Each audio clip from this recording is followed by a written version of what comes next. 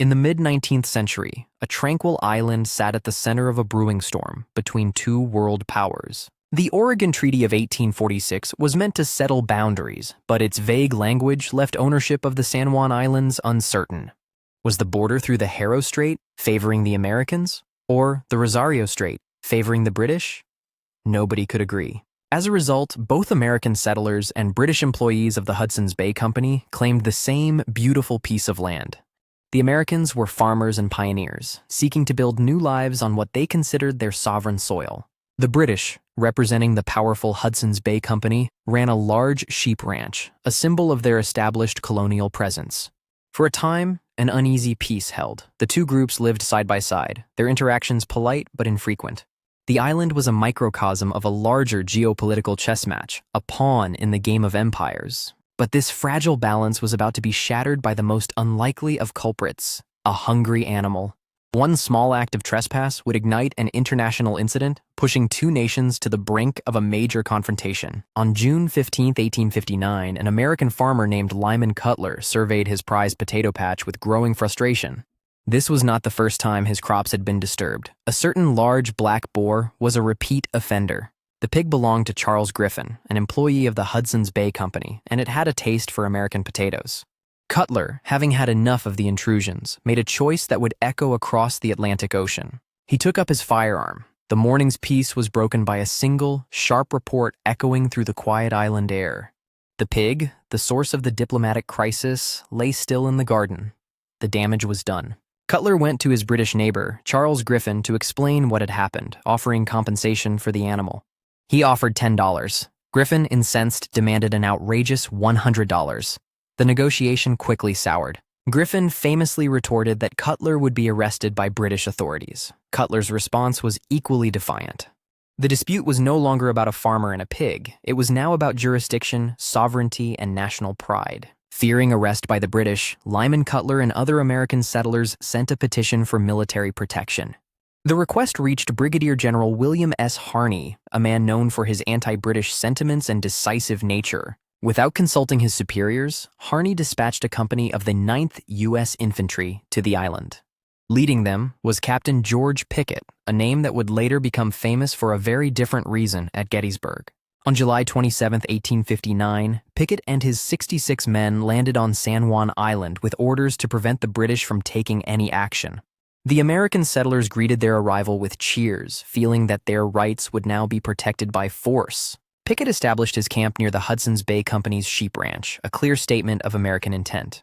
He declared the entire island to be under U.S. military protection, a direct challenge to British claims. The British residents watched this military buildup with alarm. A simple property dispute had now become a military occupation. The first move on the chessboard had been made. Now, the world waited for the British Empire's response. News of the American landing reached James Douglas, the governor of British Columbia, who was not one to be intimidated. Enraged by what he saw as an invasion of British territory, he ordered a powerful naval response. 3 British warships were dispatched to San Juan Island, their mission to remove Pickett's men from the disputed land.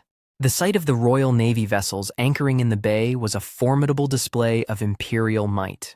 The ships, including HMS Tribune and HMS Satellite, carried hundreds of Royal Marines and heavy cannons. Captain Pickett and his small company of 66 men were now facing over 1,000 British personnel and superior firepower. The British commander, Captain Geoffrey Hornby, demanded that Pickett and his men withdraw from the island immediately. Pickett, though vastly outnumbered, famously refused, stating he would not back down and risk a larger conflict. He reportedly told the British he would make them a proposition if they tried to land their forces. The situation was at a deadlock. A single wrong move, a single shot, could plunge two nations into a full-scale confrontation. As days turned into weeks, the military presence on the tiny island continued to grow, a powder keg waiting for a spark. American reinforcements arrived, bolstering Pickett's small company to over 450 men, commanded by Lieutenant Colonel Silas Casey.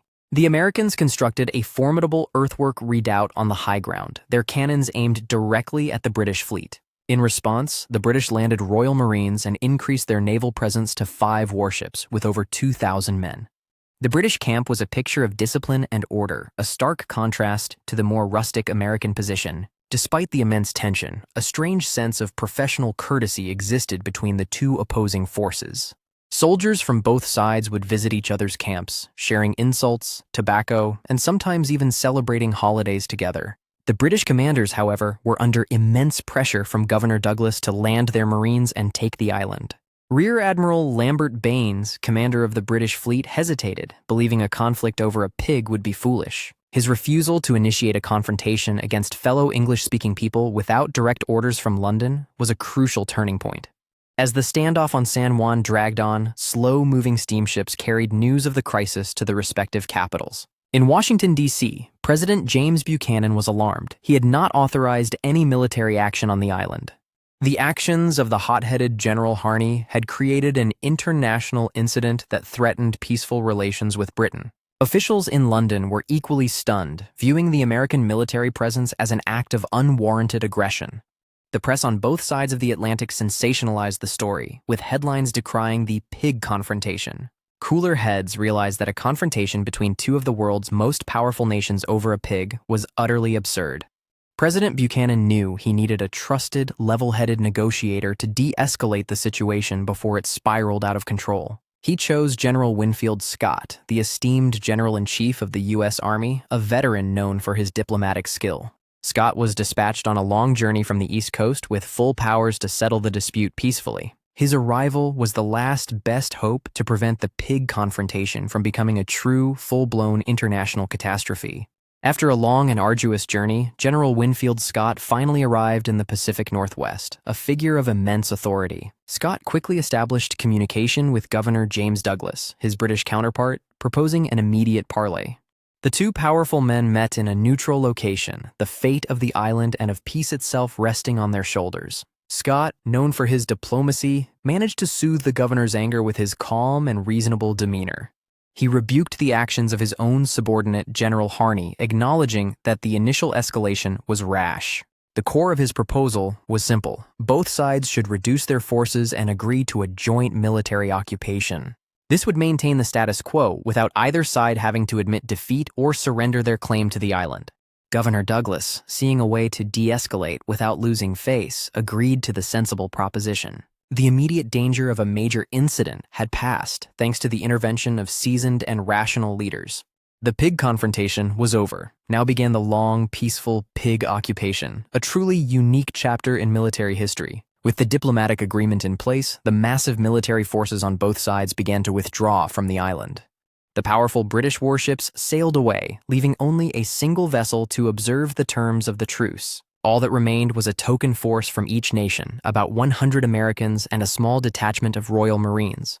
Thus began a joint military occupation that would last for 12 years, a testament to the absurdity of the original dispute. The American camp near the southern end became a fixture of the island, its soldiers adapting to a life of peaceful garrison duty. At the northern end, the Royal Marines established English Camp, a tidy and disciplined outpost with beautiful formal gardens. The former adversaries developed a friendly rivalry, competing in sports and hosting social events for one another. The island became known for having the best parties in the region, with officers from both sides visiting frequently. The tension of 1859 faded into a shared memory, a curious story the soldiers would tell to newcomers. While the world outside was rocked by events like the American Civil War, San Juan Island remained a pocket of tranquility. After 12 years of peaceful cohabitation, the United States and Great Britain finally agreed to settle the border dispute for good. The Treaty of Washington in 1871 called for the issue to be resolved through binding international arbitration. They needed a neutral, respected third party to examine the evidence and make a final, impartial ruling. The chosen arbitrator was one of Europe's most powerful monarchs, Kaiser Wilhelm I of Germany. A three-man commission appointed by the Kaiser met in Geneva to hear arguments from both the American and British sides. The arguments hinged on the original treaty's intent. Which channel did the 1846 mapmakers truly mean to be the border? After months of deliberation, the commission presented its findings to the Kaiser for his final decree. On October 21, 1872, the decision was announced. The Kaiser's ruling was clear and decisive. He ruled in favor of the American claim, establishing the boundary line through the Haro Strait. The San Juan Islands, the object of so much tension and the home of the fateful pig, belonged to the United States.